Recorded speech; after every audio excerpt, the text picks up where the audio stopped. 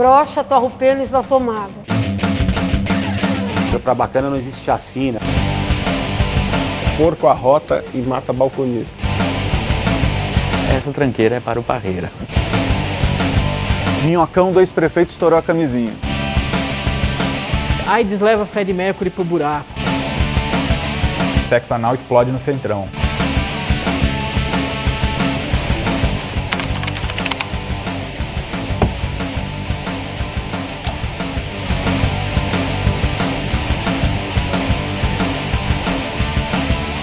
Era uma sexta-feira e falaram pra gente, um dia antes, falaram assim, vai sair um caderno especial do Pão de Açúcar no jornal, então o jornal precisa ser fechado às 5h30 da tarde, em ponto, não pode atrasar. O jornal fechava às 7h.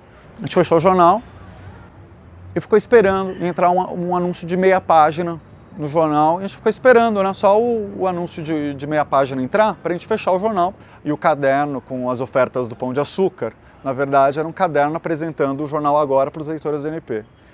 Então, isso daí gerou uma revolta muito grande. Existia um interesse de certas partes ou certos setores da Folha da Manhã que achavam que não ficava bem ter um jornal como o NP, achavam que era um jornal sensacionalista. Foi um processo que se estendeu por anos, né? Não foi uma coisa que aconteceu do dia para a noite. Foi por um monte de problemas estruturais, problemas econômicos. A redação foi muito enxugada numericamente, né? E progressivamente. Acho que chegou um determinado momento que a Folha não sabia, a empresa Folha não sabia muito bem o que fazer com o NP, entendeu? Porque ele era um jornal que dava um lucro, não muito grande, mas dava. Agora, ele não... tentar ser o mais claro possível, ele não pegava bem, entendeu? Dentro de um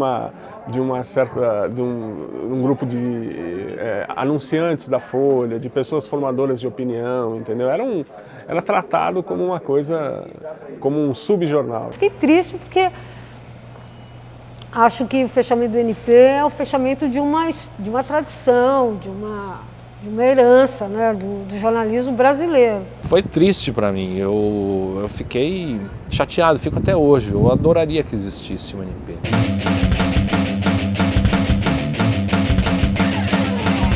O NP, ele era diferente de todos os jornais, né? Tipo, você tinha sempre que buscar o lado mais pitoresco, o lado mais diferente de cada notícia, coisa que nenhum outro jornal fazia. E o NP tinha uma característica muito engraçada, porque aquilo que na Folha ninguém ligaria, que seria um registrozinho na Folha, no NP podia virar manchete. O NP tem uma coisa que hoje é muito raro você ver nos jornais de hoje. Né? O NP era um jornal com imaginação. E o NP, para mim, e acho que para quase todo mundo que trabalhou lá, funcionou como isso que eu estou falando, como uma puta escola de jornalismo. Eu aprendi muito mais no NP em uma semana, eu acho, do que no 1 ano e meio que eu tinha estado na USP. O difícil no NP e o mais legal era você injetar gás na moçada, entendeu? Para eles fazerem as coisas e principalmente perceberem aonde tinha manchete em matérias que à primeira vista parece que são mais fracas. Apesar dos malucos, apesar das pautas, apesar de todas as confusões, o NP foi uma grande escola de jornalismo.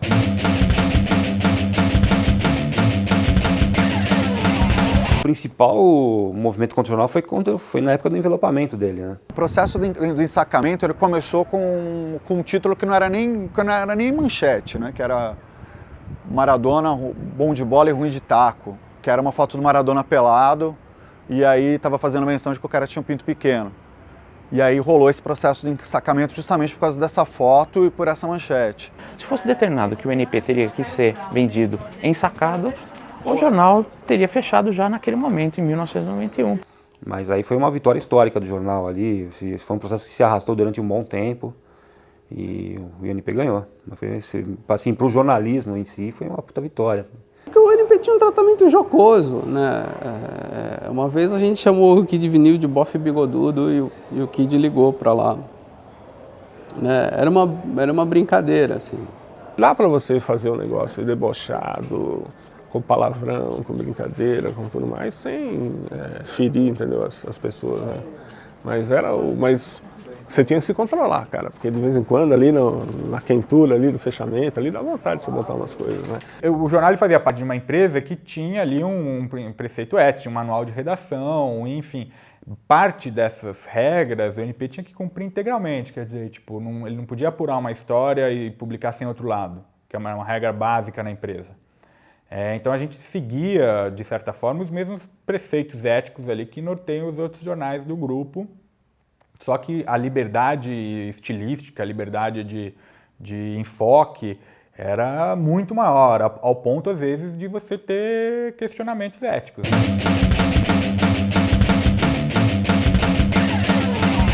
Que era um brasileiro que tinha inventado uma pomada para curar a impotência, né? Eu olhei pro Paulão, o Paulão olhou para mim e falou, vamos tentar fazer uma manchete daí, vamos. Como era domingo, tava eu e o Paulão só ali, pensando, mas chegou uma hora, tava com uma configuração assim, nova pomada vai salvar os impotentes, não sei o que, não, vamos botar brocha logo de cara, brocha. Então, nova pomada vai salvar os brochas, não, pomada era muito comprida, não, novo gel, e cara, eu sei que chegou uma hora que o Paulão soltou assim, novo gel salva os brochas do Brasil. Esse brochas do Brasil, o Paulo falou, não, é legal, brochas do Brasil. Ele até batucou um sambinha assim, nós, os brochas do Brasil. Falou, não, isso daí funciona, vamos lá. Mas era mais ou menos, mas a gente pôs, né, cara? Rapaz, foi um puta de um sucesso. Vendeu pra cacete. Chovia telefonema, assim, cara, lá na redação, os carinhas ali, não, quero saber informação, onde eu compro. E veio gente lá, cara, veio uns 4 ou 5 caras lá. Foram na redação fisicamente querendo informação sobre o negócio.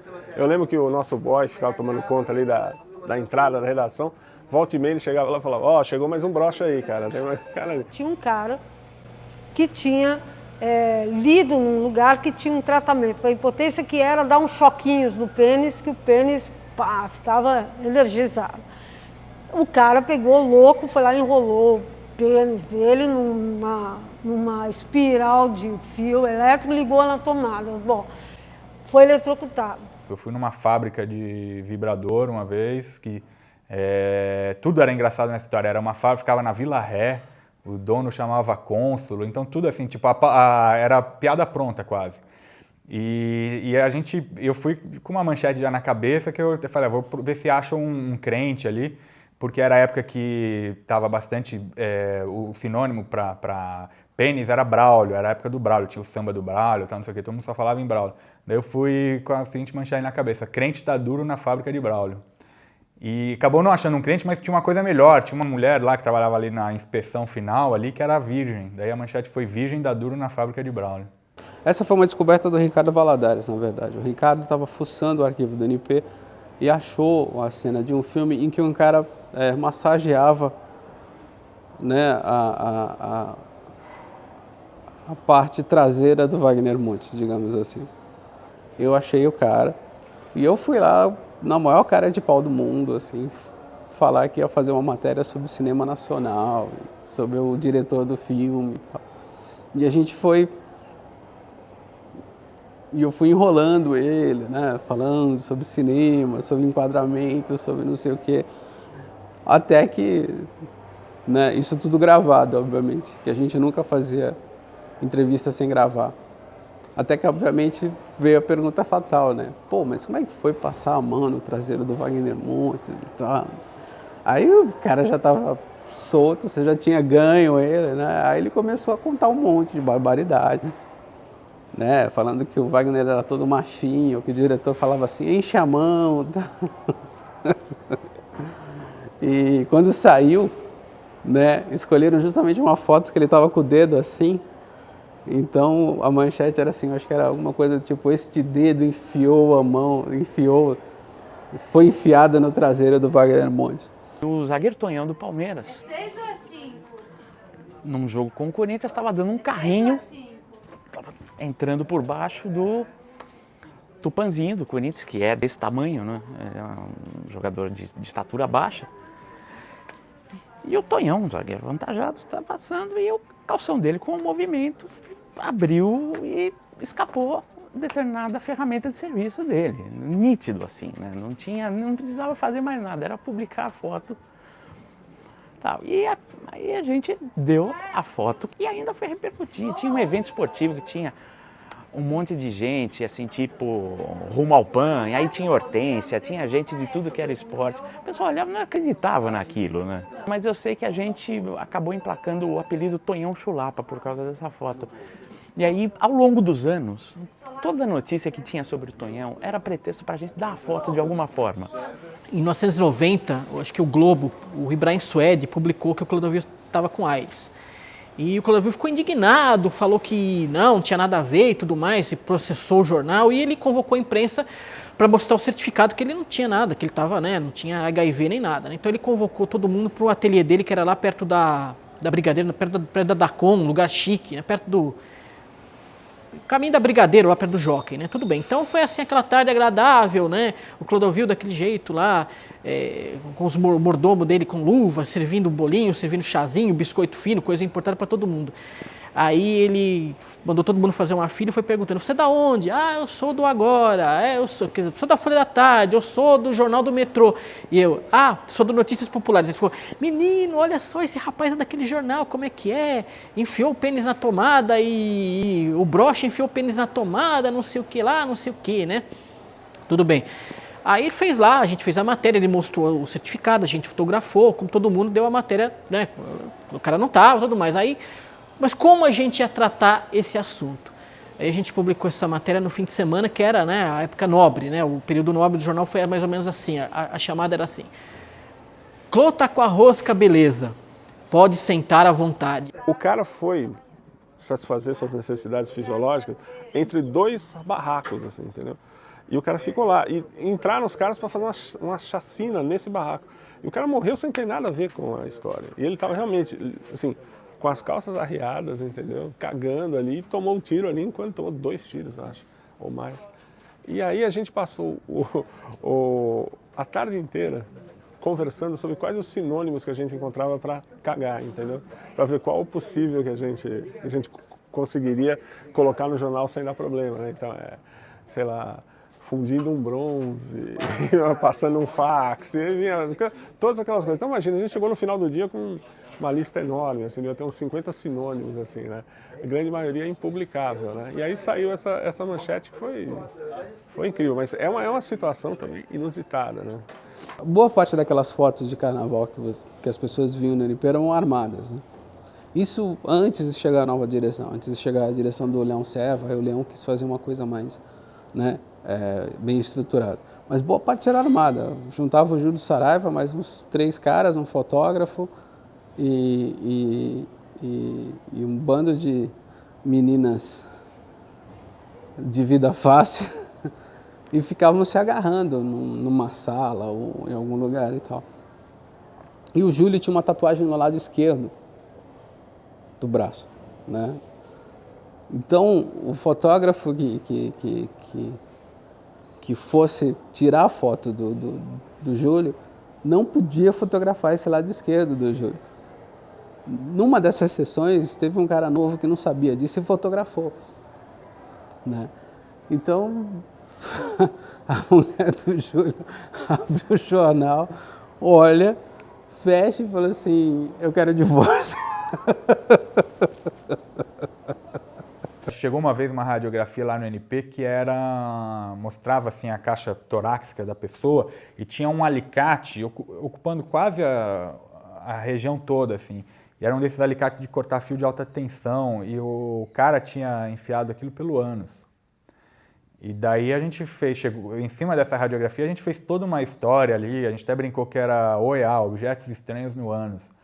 E, enfim, fomos atrás da matéria, liguei para N hospitais públicos e tinha até estatística de casos desses, que pessoas chegam no hospital com alguma coisa introduzida no ânus, que ela própria introduziu, né? Por prazer, mas acabou perdendo o contato com a coisa, ou ela se quebrou lá dentro e vai ter que parar no hospital por uma cirurgia, né? E daí eu lembro que tinha uma frase muito engraçada nessa matéria que dizia, porque as pessoas que enfiam assim, tipo cenoura, pepino, essas coisas, e normalmente perde lá dentro, e a frase era mais ou menos assim, isso acontece porque, por incrível que pareça, o reto é curvo.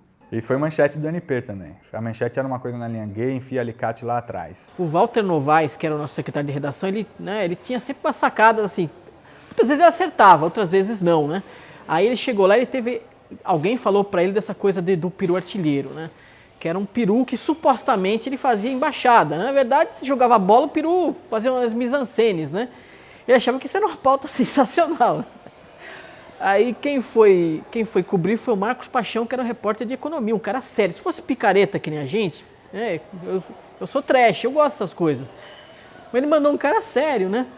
E o cara foi lá, né? Foi cobrir e aí... E o cara fez o cara voltou depois do dia lá xingando. Não sei o quê, que porcaria, estudei para ser jornalista para fazer isso, para cobrir um peru que fica correndo atrás de uma bola, né? Mas ele fez uma matéria legal, uma matéria bacana, e o Novaes, essa matéria vai arrasar, a gente vai vender pra caramba. E a gente lá, e o peru, e as fotos, saiu numa edição de domingo, e os perus lá, e o peru com a bola, não sei o quê. Bom, resultado, o peru deu 32% de encalhe.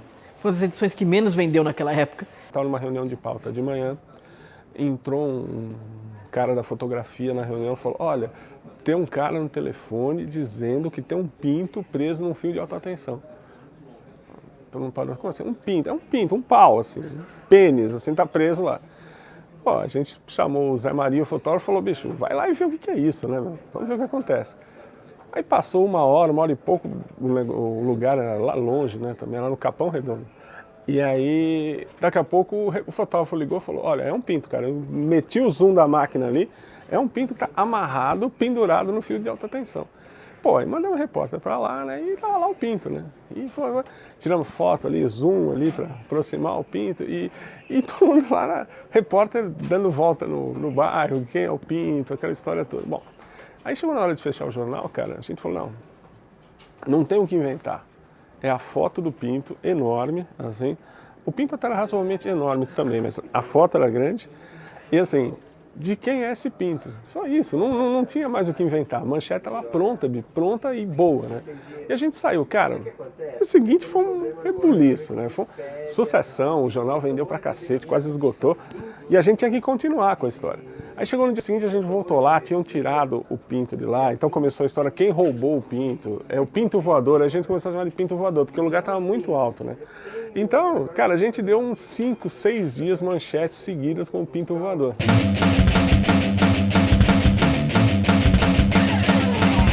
Agora ele foi lançado em 99, o NP acabou em 2001, eles existiram simultaneamente por quase 2 anos. Quando o NP fechou, o que o Agora herdou, na prática foram 2 colunistas, que era o Voltaire de Souza, que está até hoje no Agora, e a Roseli Saião, que ficou um pouco, mas aí tinha outros projetos, então não sei o que, acabou saindo. E o Agora acertou com uma outra colunista de sexo, que é a Colina Ribeiro, que está até hoje no jornal. Mas eu não vejo como uma continuidade. O Agora substituiu a Folha da Tarde. O Agora surgiu depois da Folha da Tarde com a... Inclusive, quando o jornal teve essa época da transição, com a mesma equipe, inclusive. Mas não tem nada a ver, porque não fala as camadas populares e não tem essa coisa popularesca, essa coisa folclórica, essa coisa engraçada que o Notícias Populares tinha, né? É outro jornal. Não é substituto. Até busca certo público semelhante. Mas não tem nada a ver uma coisa com a outra. Falta ao Agora, assim como falta em vários jornais de cunho popular, essa coisa que o NP tinha, que era essa coisa da sacada. São jornais muito didáticos, muito bem feitos, muito sérios e tal, e nesse sentido tem todo o meu respeito. Mas eles não têm essa característica sensacional. A palavra sensacional foi usada como olha, esse jornal é sensacionalista, que coisa. Eu não sei onde que a gente tirou que ser sensacional é um demérito. Não é. É legal se o jornal for sensacional, é ótimo que ele seja assim. E o NP tinha essa característica. Foi um choque, foi triste, deixou muita saudade. Aquele comprador fiel do NP chegou num ponto até de não encontrar o NP na banca perto da casa dele, onde ele pegava o ônibus para ir trabalhar. Foi triste porque assim, era um lugar muito legal de trabalhar. Todas as pessoas choraram, não teve uma pessoa que não chorou. Cadê a diversão? Cadê a graça de olhar para uma banca de jornal e rir do título, sabe? Qual que é a graça disso? Não tem, né? Tipo, não tem mais esse jornal aqui.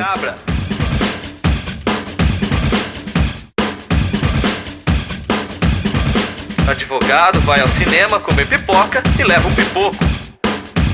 Pipoca, pipoco. Pipoca, pipoco. Deu a vida para salvar a bunda. Deu um barro e morreu.